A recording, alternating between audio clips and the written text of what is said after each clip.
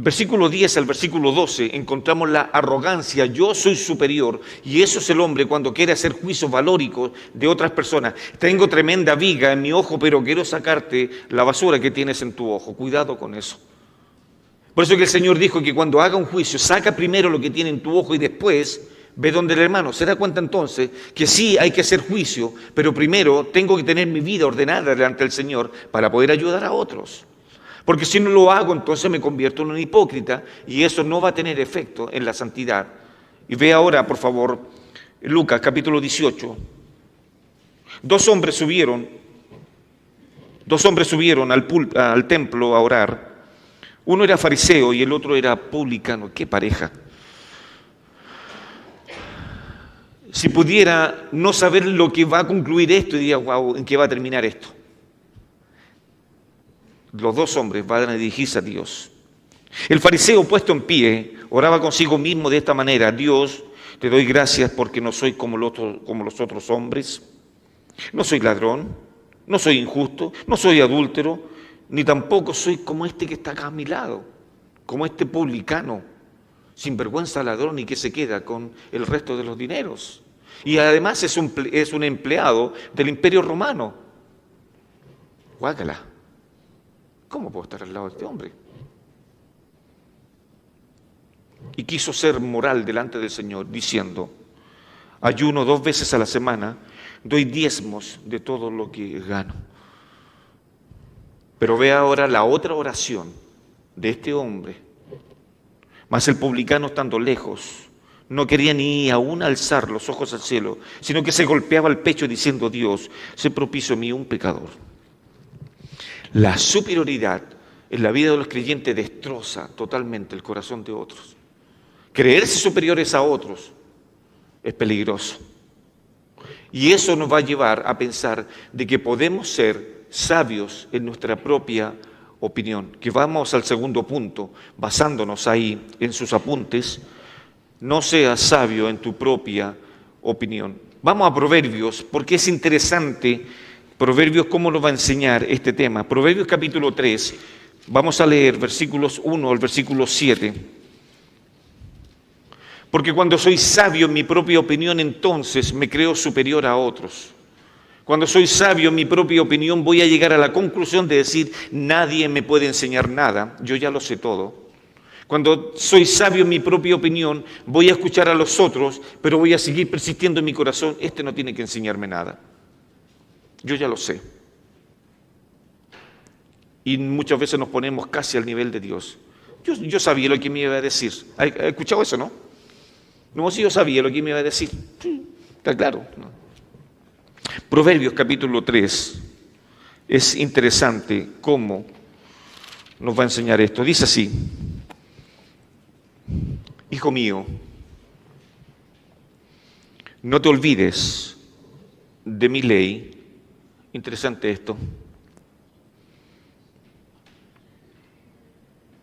Y tu corazón guarde mis mandamientos, porque largura de días y años de vida y paz te aumentarán. Nunca se aparten de ti la misericordia y la verdad, átalas a tu cuello. Interesante, ¿no? Escríbelas en la tabla de tu corazón y hallarás gracia y buena opinión ante los ojos de Dios y de los hombres. Fíate de Jehová de todo tu corazón y no dependas, así dice el original, no dependas de tu propia prudencia. Reconócelo en todos tus caminos y Él enderezará tus veredas. Y vea lo negativo de esto: no seas sabio en tu propia opinión. ¿Qué les parece? Cuando yo soy sabio en mi propia opinión, entonces todos los demás no tienen razón, yo sí.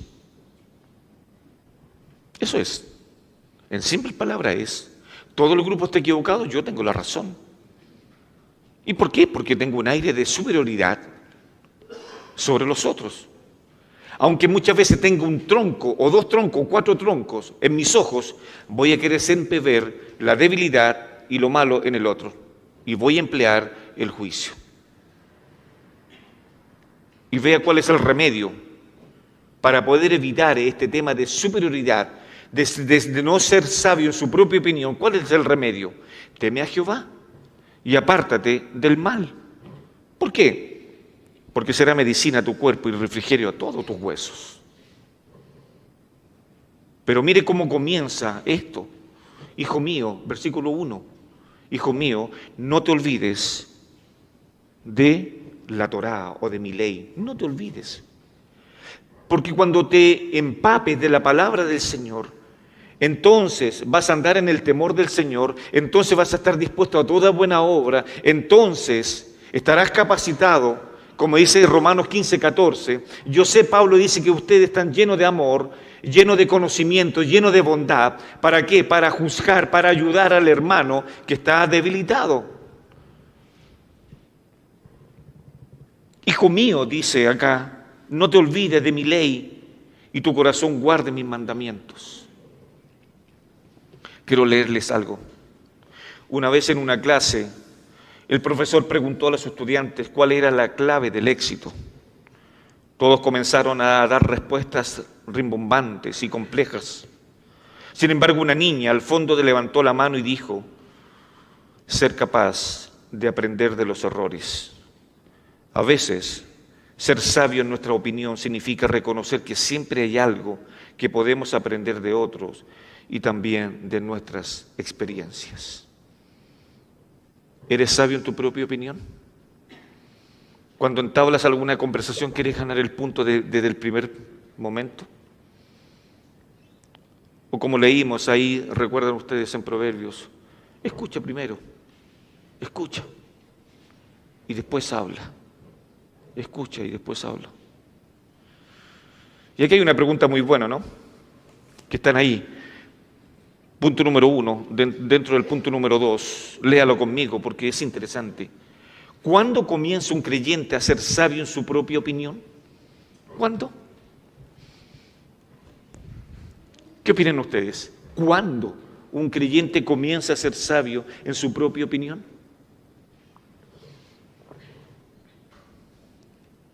El doctor Francisco Lacueva, un escritor que sigo, ustedes bien lo saben, ¿no?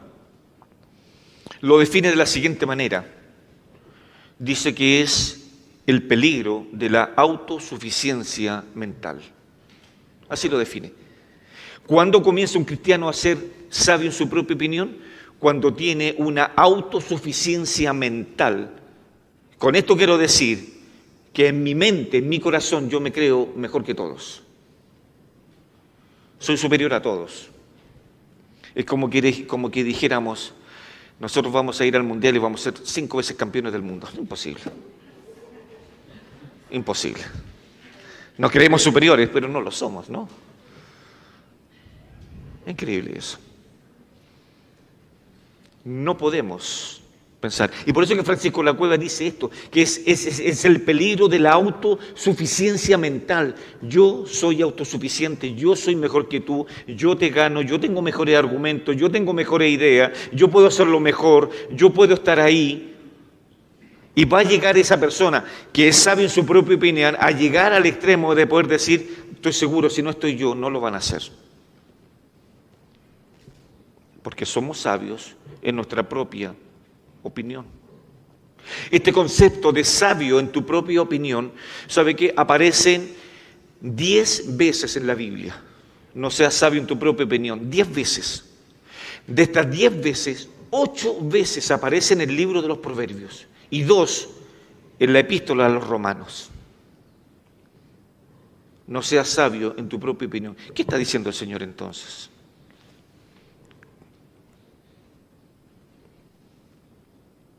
Vea, como estamos en Proverbios capítulo 3, si quiere hacer un bosquejo se lo puede anotar, que no están en sus apuntes, pero del capítulo 3, versículo 1 al 3, es una exhortación a la obediencia. Eso está diciendo el escritor, es una exhortación a la obediencia. Si yo soy obediente a la palabra del Señor, la palabra del Señor entonces me va a humillar mi ego y me va a hacer como Cristo. Me va a hacer humilde. Y recuerde lo que significa humildad, le hemos dado otras veces. Humildad significa estar consciente de mi propia pequeñez. Si yo obedezco, como dice acá el escritor, hijo mío, no te olvides de mi ley y tu corazón guarde mis mandamientos, porque largura de días y años de vida y paz te aumentarán. Nunca se aparten de ti la misericordia y la verdad. Átalas a tu cuello, escríbelas a la tabla de tu corazón. Con estos 3 versículos es imposible. Si yo los practico, es imposible poder ser sabio en mi propia opinión. Porque he atado a mi cuello la palabra del Señor, la he colocado en mi corazón, como dice el Salmo 119. Oh Señor, en mi corazón he guardado tus dichos para no pecar contra ti. Pero esto es una receta, ¿no? Estos 3 versículos. Versículo 1 al 3 es un llamado a la obediencia. Versículo 4 es el resultado de la obediencia. Proverbios 3:4 es el resultado de la obediencia. ¿Cuál es? Y hallarás gracia y buena opinión ante los ojos de Dios y los hombres. No hay posibilidad de ser sabio en mi propia opinión cuando leo la ley del Señor, y eso me hace tan bien. Tan bien. Estudiar la Biblia, porque es un refrigerio. Versículos 5 al 6 va el escritor a indicar cómo podemos evitar ser sabios en nuestra propia opinión. Así es. ¿Cómo va a evitarse ser sabio en nuestra propia opinión? Leo el 5. ¿Cómo comienza? Con un verbo precioso. Fíate. Fíate. Fíate de Jehová de todo tu corazón y no dependas de tu propia prudencia. Versículo 6. Reconócelo en todos tus caminos. Vea la medicina que hay cuando creo intentar ser superior a otros. Yo creo que lo podría hacer mejor, Podríamos ser como aquel cierto actor que se pregúntame. No. Podría hacer esto, yo puedo hacerlo mejor, yo estoy seguro. Hermanos, estos textos destrozan nuestro ego, destrozan nuestro orgullo cuando queremos ponernos por sobre el hermano para mirarlo menos y poder humillarlo muchas veces con nuestro conocimiento, o muchas veces tengo antecedentes de creyentes que pueden incluso llegar a humillar a otro hermano por sus dones. Cuidado, queridos, con ser sabio en nuestro... ¿Cómo entonces, cuándo comienza el creyente a ser sabio en su propia opinión? Cuando tengo el peligro de la autosuficiencia mental. Soy espectacular, Señor, gracias. No sé cómo me hiciste tan bien, Señor. No soy ladrón. No cometo adulterio. Ayuno 2 veces a la semana, doy diezmo de todo lo que gano. Y estoy de pie delante de ti. Y por último, el versículo 7, lo que no debo hacer y lo que debo hacer para poder tener controlada mi lengua, mi corazón, para no ser sabio en mi propia opinión. Primero, lo que no debo hacer, versículo 7, no seas sabio en tu propia opinión. No seas sabio. Vas a cometer pecado. Y no tan solo vas a ofender al Señor tú, sino que también vas a maltratar la vida de tu hermano en la fe. ¿Y qué es lo que debo de hacer? Teme a Jehová y apártate del mal. Qué interesante. Hay un segundo punto dentro de esto ahí. El peligro de ser sabio en nuestra propia opinión. No tan solo, queridos hermanos, podemos saber cuándo comienza un creyente a ser sabio en su propia opinión, pero ve ahora sus apuntes. El punto número 2 dice el peligro de ser sabio en nuestra propia opinión. Esto tiene un peligro constante, y que es un arma de 2 filos. Un sabio anciano dijo, mire lo que dice, un sabio anciano de un pequeño pueblo decidió enseñar una lección a los jóvenes al organizar una competencia de acertijos. Cuando les preguntó el significado de la sabiduría, todos afirmaron tener las mejores respuestas. Sin embargo, solo el más joven, que escuchaba en silencio, se atrevió a decir: a veces, sabiduría significa saber cuándo guardar silencio. La moraleja es que la verdadera sabiduría no siempre se trata de hablar, sino de escuchar y reflexionar sobre lo que se dice. No te apresures a emitir un juicio sin tener todos los antecedentes para poder ayudar a edificar a tu hermano en la fe que lo está pasando mal. Cuidado con eso. ¿Hay un peligro en ser sabio en su propia opinión? ¿Qué creen ustedes? Sí, hay un peligro enorme. Quiero citarles, no sé si alguien ha leído alguna vez algo del filósofo Séneca, un gran filósofo. Y este filósofo, en concordancia a la palabra del Señor, decía lo siguiente, aludiendo al tema, no seas sabio en tu propia opinión. El filósofo Séneca dijo lo siguiente: cada hombre es hijo de su propia opinión. ¿Se lo repito? Cada hombre es hijo de su propia opinión. Es como podemos decir que nuestros hijos se parecen tanto a nosotros. Bueno, ese es un trabajo que hemos hecho tal vez. Cada hombre es hijo de su propia opinión. En otras palabras, quiere decir, cada uno es como opina de sí mismo. Hay una canción que dice: soy tan hermoso, ya lo ves, soy tan precioso, mírenme. Oh, esa es la opinión que tiene esa persona de sí mismo, un alto orgullo, un alto concepto de sí mismo. Entonces, por eso que Séneca decía: cada hombre es hijo de su propia opinión. Cómo yo me veo al espejo es lo que voy a reflejar. Si voy al espejo, dice: Señor, no soy más que barro usado en tus manos, y te doy gracias para que me puedas ayudar en todos los días de mi vida, para poder honrar tu nombre con tu palabra. O puedo llegar al espejo y decir: Señor, qué precioso amaneció hoy día. Creo que falta espejos más grandes para poder verme completamente. Increíble. Por eso, en otras palabras, cada uno es como opina de sí mismo. ¿Qué concepto tienes de ti mismo?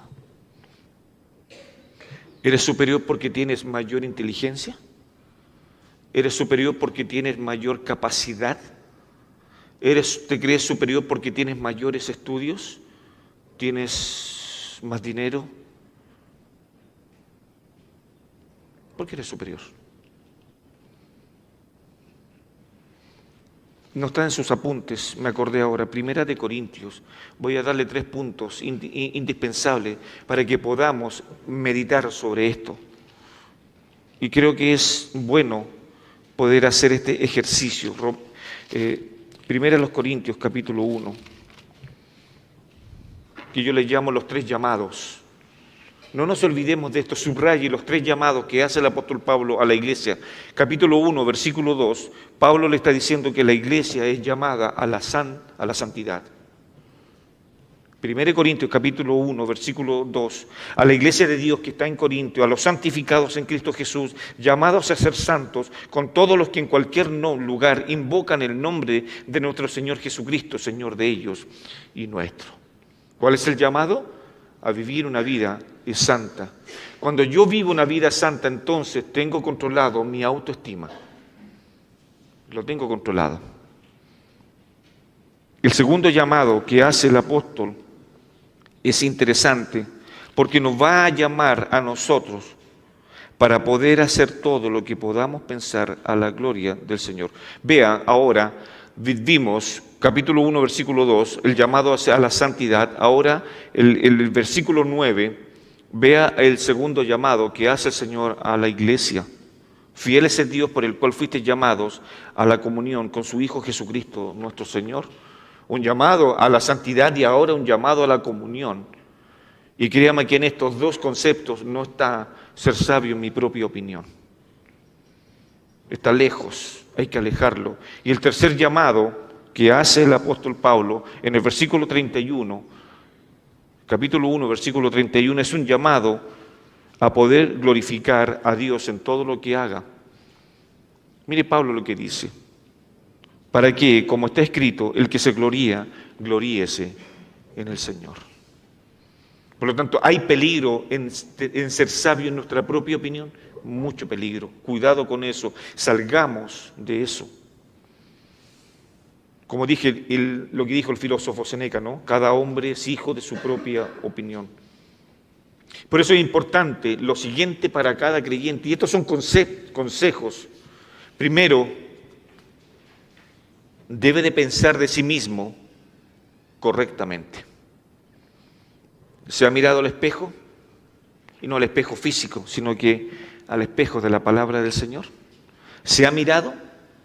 Es decir, debemos tener entonces un criterio, una opinión de sí mismo que no sea ni menos ni sea más de lo que Dios me ha dado, lo justo y necesario.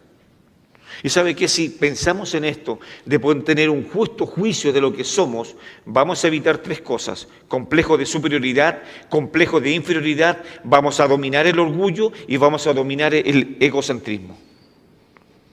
¿Por qué no soy sabio en mi propia opinión? ¿Voy a temer al Señor? ¿Va a estar la palabra del Señor justamente cuando caminen todas las cosas? Entonces eso es lo que debemos de aplicar. El tercer punto es, entonces, ¿cómo debemos de mirarnos delante de la palabra del Señor?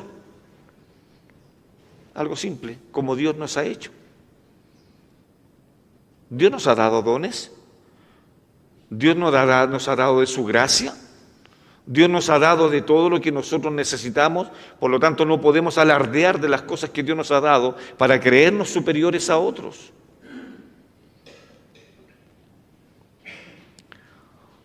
¿Cómo debemos de mirarnos?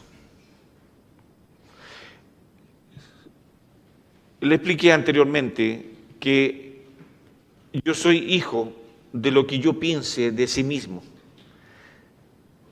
Si yo engendro orgullo, si yo engendro vanagloria, eso es lo que me estoy alimentando. Pero creo que el apóstol Pablo, ahí en Filipenses capítulo 4, versículo 8, Pablo exhorta a los hermanos que si se alimentan de estas cosas, esa será su vida.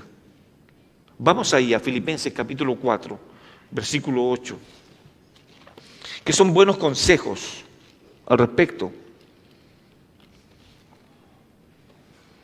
Y a esto le llamamos las prioridades en la vida de los creyentes. Por lo demás, hermanos, dice Pablo a los hermanos ahí en Filipos, todo lo que es verdadero, todo lo honesto, todo lo justo, todo lo puro, todo lo amable, todo lo que es de buen nombre, si hay virtud alguna, si algo digno de alabanza, en esto pensad. Lo que aprendisteis y recibisteis y oísteis y visteis en mí, esto haced y el Dios de paz estará con vosotros. De eso entonces debemos de alimentarnos. Esa debe ser nuestra dieta al respecto. El hombre espiritual va a ser y se va a hacer conocer por lo que se alimenta, cuáles van a ser sus prioridades. Y lo vamos a reconocer fácilmente en la congregación. Si es un hombre sabio en su propia opinión, si es un hombre vanaglorioso o una mujer orgullosa que no se le puede enseñar y que no escucha nada, entonces se está alimentando de otras cosas que no es la palabra de Dios. Pero un hombre y una mujer que sí se quiere alimentar de la palabra del Señor, como dice Proverbios capítulo 3, versículo 1, hijo mío, no te olvides de mi ley, entonces de eso se está alimentando. Y eso es lo que va a producir su corazón, eso va a ir generando su corazón, la ley del Señor. Y eso es tremendo. Lucas capítulo 6, si pueden buscarlo, Lucas capítulo 6, versículo 45.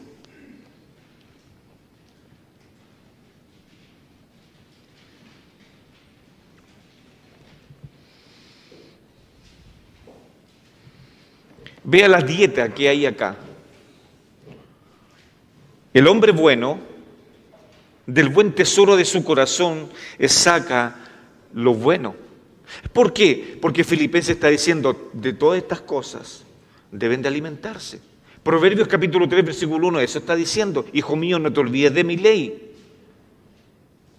Entonces, cuando tengo una buena dieta espiritual, entonces eso es lo que voy a sacar en momentos difíciles de mi vida. Leamos nuevamente el versículo 45. El hombre bueno, del buen tesoro de su corazón saca lo bueno. De lo que yo me estoy alimentando, de mis prioridades espirituales. Eso voy a sacar.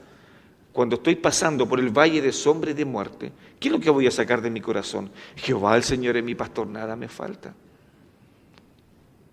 Eso voy a sacar. Cuando tenga que juzgar a mi hermano, ¿qué voy a sacar de mi corazón para poder ayudarlo? ¿Qué voy a sacar? Del buen tesoro.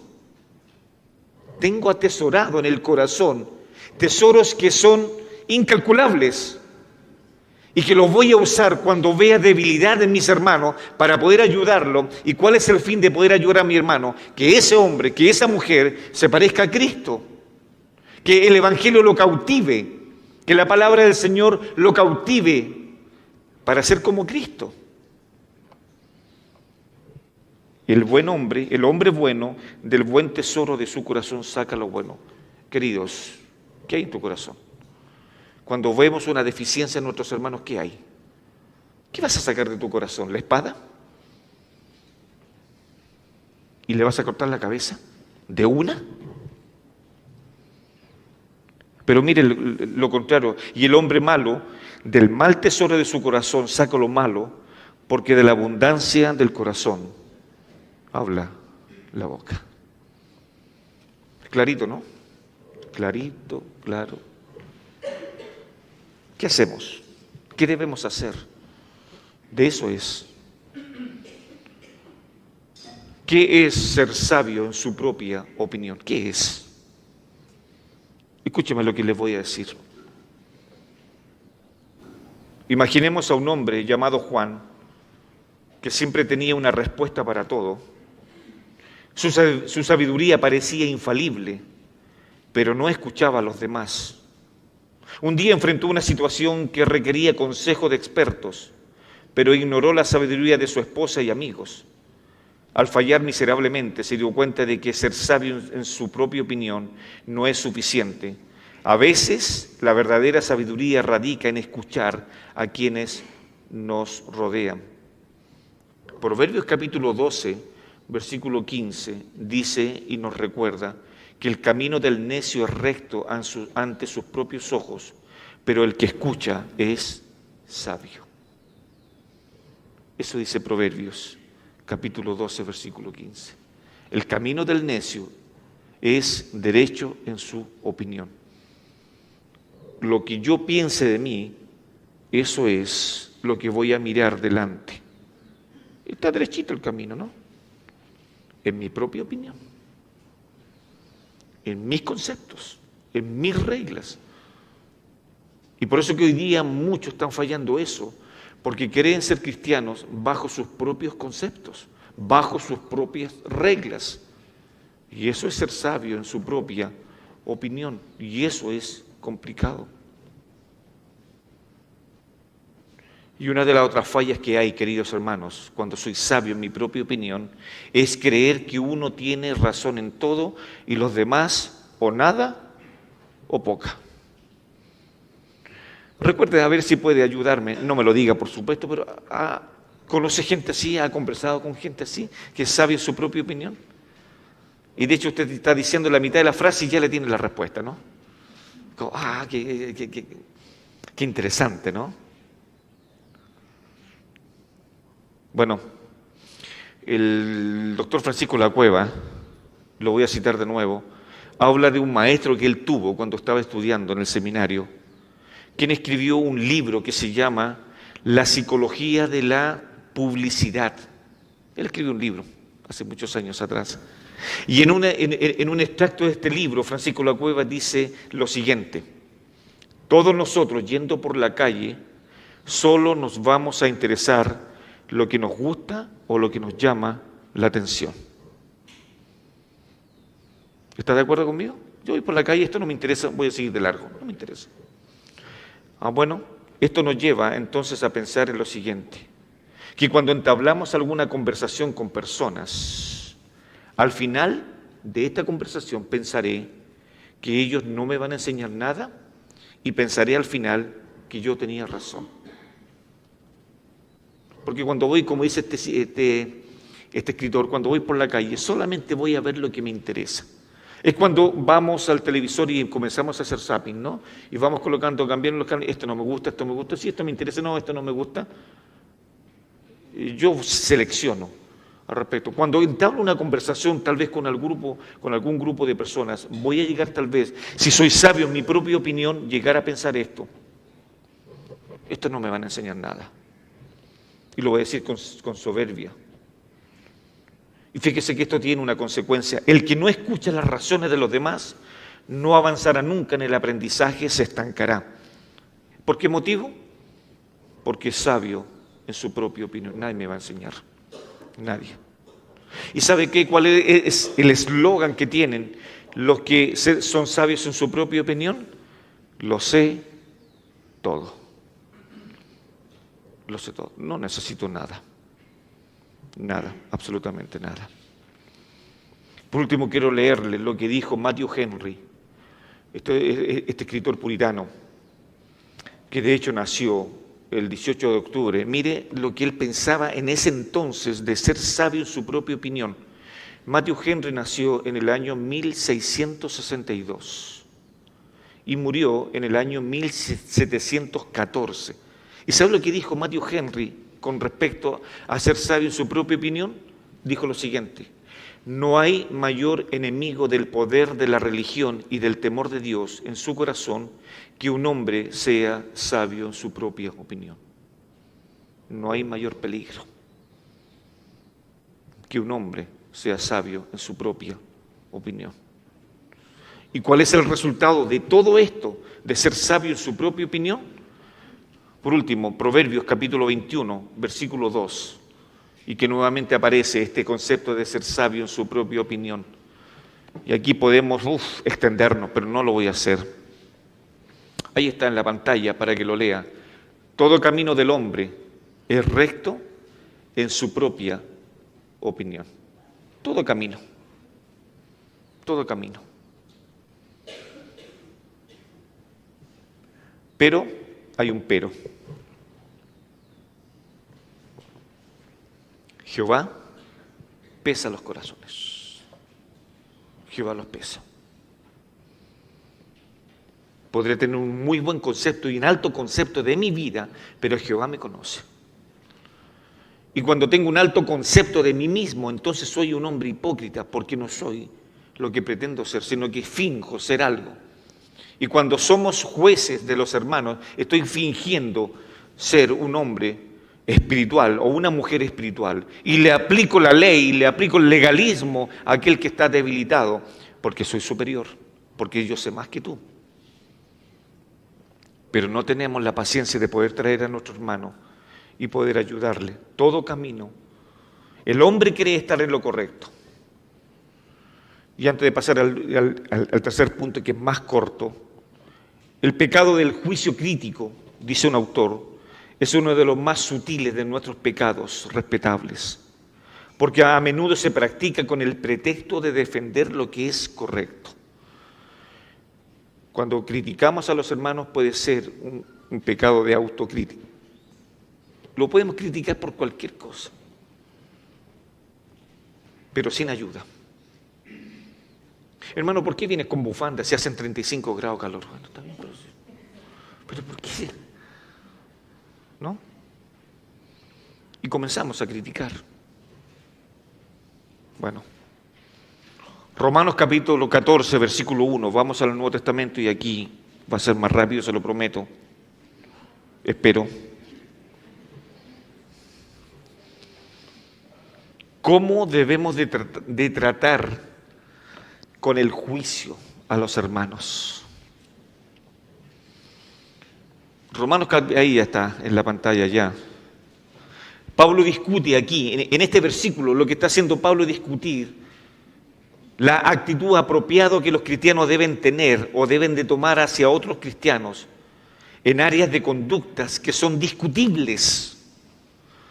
Pablo en el capítulo 14, versículo 1, no está hablando de pecados cuando dice recibid al débil en la fe, pero no para contender sobre opiniones. No está hablando de pecado, está hablando de cosas que puedan ser discutibles, cosas que no aparecen claramente que sean malas. ¿Y cuál es el contexto de esto? Imagínense esto. Vienen creyentes que son judíos, vienen creyentes que son gentiles, se convierten al Evangelio y vienen con cosas del mundo en el cual pueden practicar algunas cosas. Y Pablo dice, recibid al débil en la fe. Mire lo que sigue. Imagina un grupo de escaladores en una montaña. Cada miembro tiene diferentes habilidades y experiencias. Cuando uno de ellos comienza a dudar o se siente abrumado, los demás lo rodean, le ofrecen palabras de aliento y lo ayudan a avanzar.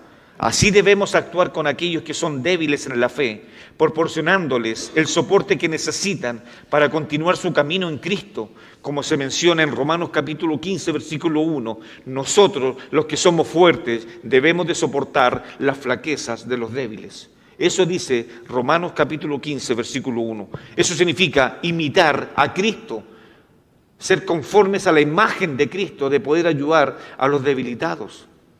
Se lo repito, así que los que somos fuertes debemos de soportar la flaqueza de los débiles y no agradarnos a nosotros mismos. Eso está diciendo Pablo. Entonces ahora, ¿de qué trata esto? De poder recibir al débil. ¿Quiénes son los débiles en la fe? ¿Son pecadores de segunda clase, de segunda categoría? ¿Que debemos de alejarnos en lo posible de ellos para que no nos contaminen con sus debilidades? Muy por el contrario.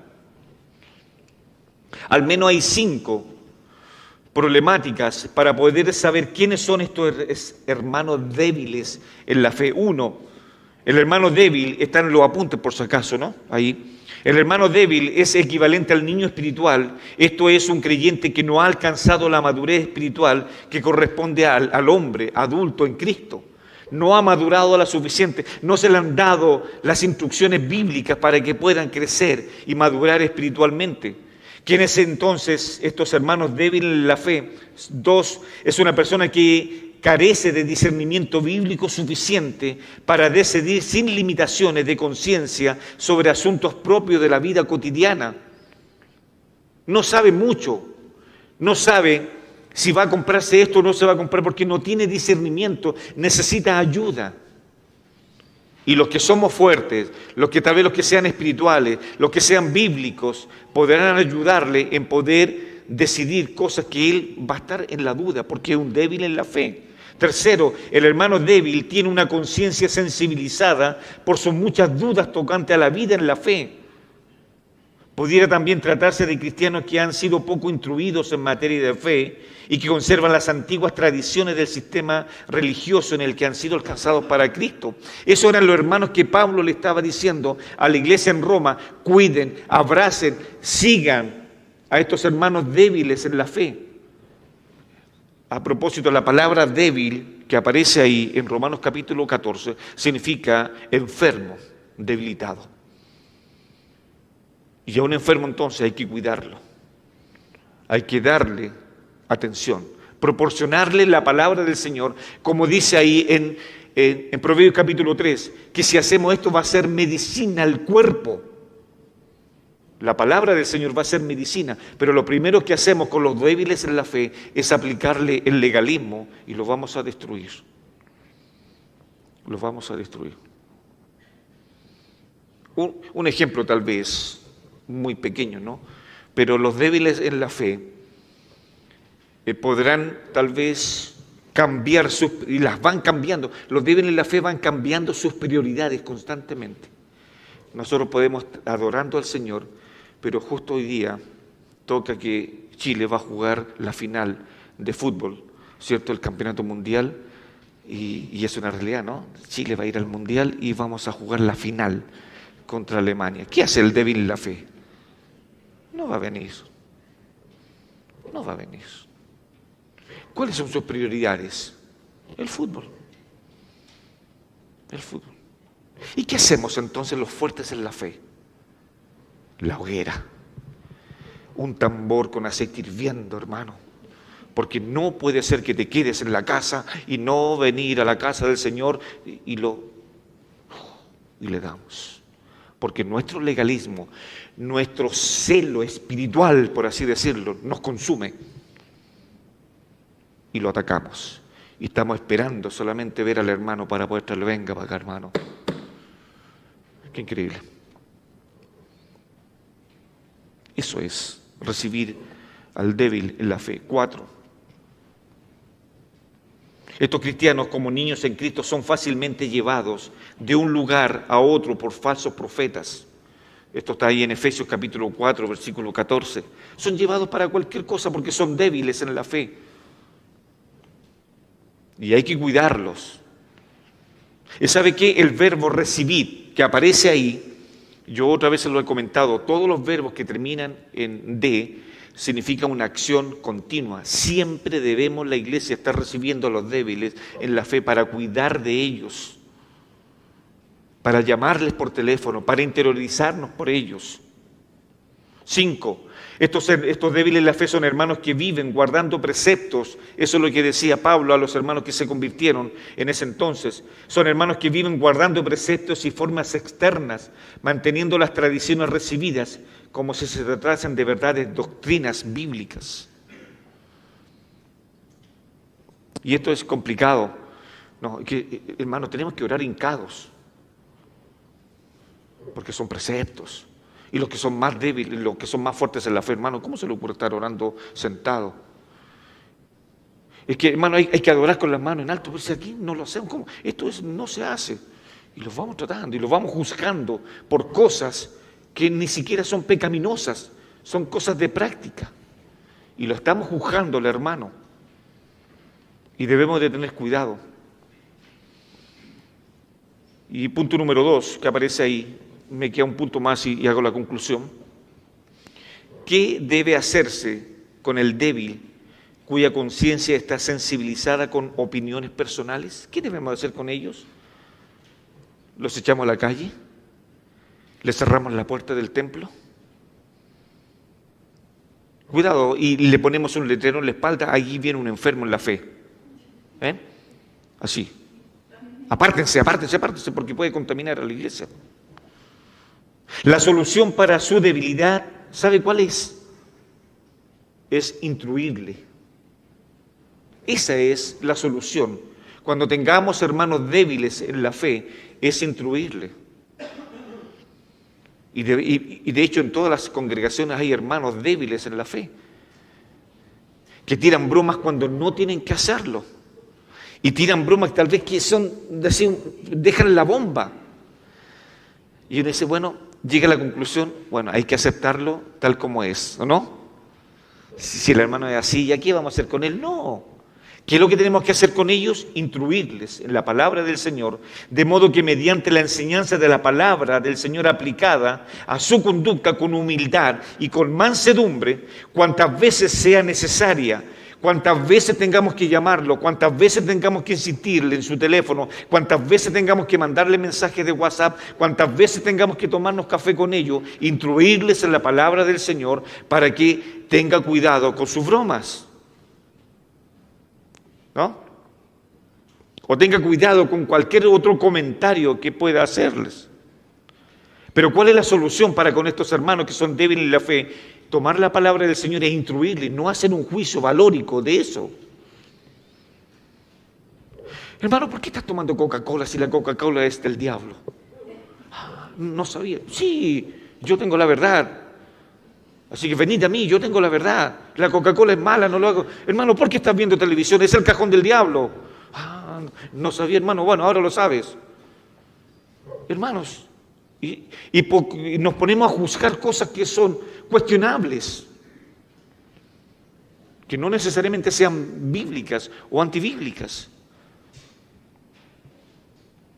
Si ya enseñamos que el árbol de Pascua no es bíblico y vemos en la casa de un hermano que tiene 3 árboles de Pascua, bueno, está bien, ya se le enseñó, ¿lo vamos a criticar más por eso?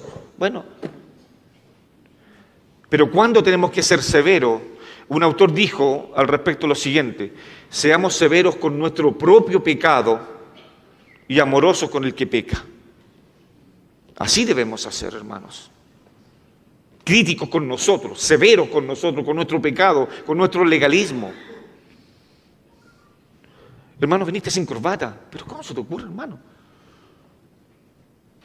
Me acuerdo que a los 17 años, para subir al coro, zapato lustrado, vestón y corbata. Y el jefe de coro nos estaba mirando para poder entrar al coro. Si no, no. Atrévase a ir sin corbata. Ya lo quiero ver. Entonces, ¿qué debemos hacer con ellos? Instruirles la palabra del Señor, porque son niños. ¿Cuál es nuestra meta? Que ellos dejen de ser niños débiles. Una lección importante que cada creyente debe ser recibido tal como es. Y punto número 3, no hay excusas para no tener comunión con el débil en la fe. Capítulo 15, ahí estamos, ¿cierto? En Romanos, estamos ladito, Romanos 15, 1. Así que los que somos fuertes en la fe, o los que somos fuertes, debemos soportar las flaquezas de los débiles. ¿Qué hacemos los fuertes? Ay, viene un débil, vamos, los tiro. Disolvemos el grupo en el cual estamos conversando porque viene un débil en la fe. O cuando va a levantar la mano y dice, oh, ¿qué va a decir? ¿Qué va a decir? ¿Qué va a decir? Y me aguanto ahí. ¿Qué debemos hacer con los débiles en la fe? No hay excusa para no tener comunión con ellos. Sea cual fuese la razón de la debilidad de un hermano, no es estorbo para no recibir al débil y mucho menos como objeto para romper la paz en la congregación. Reciba al débil en la fe. Recíbalo. Converse con él. Y con mucho amor dígale, hermano, tu opinión no fue correcta. Pero con mucho amor, al respeto, cuidado con ser legalistas en eso. Es necesario también instruir, conduciéndose a la vida de los hermanos. Bueno, como conclusión, y terminamos. Ahí al final salen algunas preguntas, pero déjeme hacer este comentario.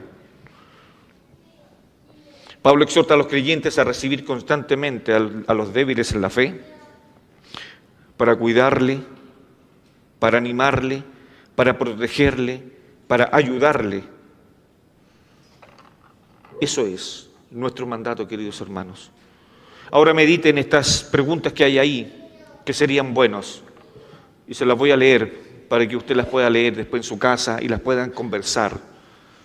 ¿De qué manera puedes edificar a tus amigos en lugar de juzgarlos?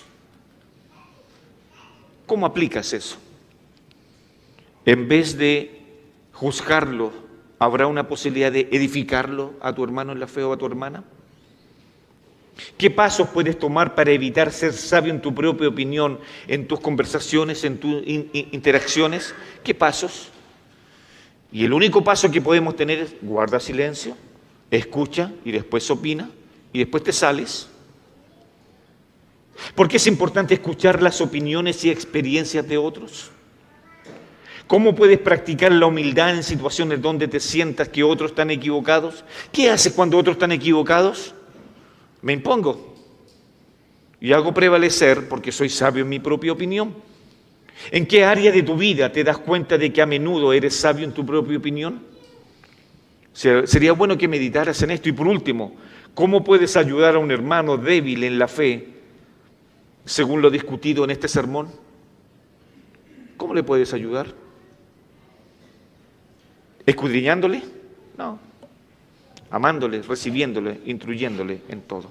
Queridos hermanos, tengamos cuidado cuando veamos alguna debilidad en algún hermano, de poder ser drásticos y ser legalistas en poder emitir un juicio. ¿Oramos? Gracias, Padre, por tu palabra que es una medicina a nuestro ser. Señor, ¿cuántas veces en nuestro caminar diario nos hemos topado, Señor, con hermanos que son débiles en la fe, Señor, y no le ayudamos, no le prestamos la atención? Señor, ayúdanos. Pero, Padre, ayúdanos a nosotros primero Como dice Gálatas, ayuno, si alguno es sorprendido en alguna falta, vosotros que sois espirituales, restaurarle con espíritu de mansedumbre, considerándote a ti mismo, no sea que tú también seas tentado. Señor, esa debe ser la actitud, con humildad, con amor, pero con firmeza. Padre, ayúdanos para poder saber convivir con los débiles en la fe. Ayúdanos a tener paciencia con ellos, para instruirles en tu palabra. Señor, gracias porque es tu palabra viva y eficaz y más cortante que cualquier daga de 2 filos. Quedamos en tus manos, Señor, en lo que continúa del culto. En el nombre de Jesús. Amén.